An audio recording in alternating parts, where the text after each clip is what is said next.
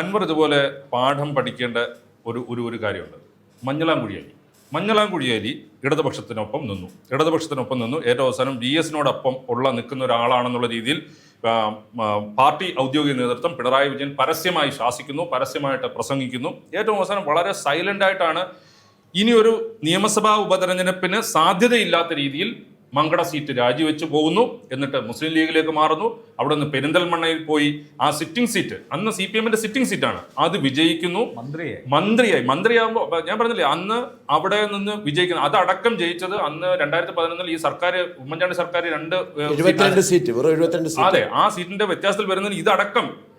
എന്നിട്ട് ഏറ്റവും അവസാനം മന്ത്രിയായി. ഒരു പ്രശ്നവും എവിടെയും ഉണ്ടാക്കില്ല. എല്ലാവരും അങ്ങനെ ആകണമെന്ന് പറയുന്നില്ല, പക്ഷേ UDF രാഷ്ട്രീയത്തിൽ ഇങ്ങനെ കൂടിയൊക്കെ സാധിക്കുള്ളൂ എന്നുള്ളതാണ്. പക്ഷേ അൻവർ തെരഞ്ഞെടുത്ത വഴി തെറ്റായി.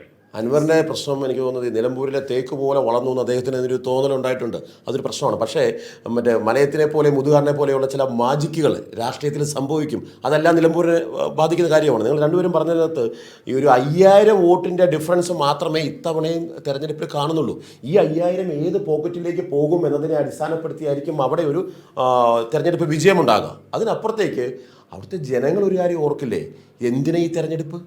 ഇപ്പോൾ ഇത്ര അത്യാവശ്യപ്പെട്ട് ഇനിയും മാസങ്ങൾ മാത്രമുള്ളപ്പോൾ ഒരു തെരഞ്ഞെടുപ്പിലേക്ക് നയിക്കുന്ന എന്തിനാണ്? അപ്പം അത്തരം ഒരു പോളിംഗ് ശതമാനത്തിലുണ്ടാകുന്ന ഒരു പ്രശ്നം മുന്നിൽ നിൽക്കുന്നുണ്ട്.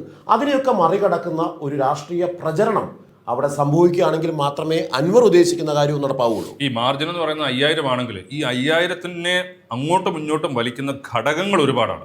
ഒന്ന്, ഈ ഭരണവിരുദ്ധ വികാരം ഭിന്നിച്ചു പോവുക എന്ന് പറയുന്ന ഒരു കാര്യം.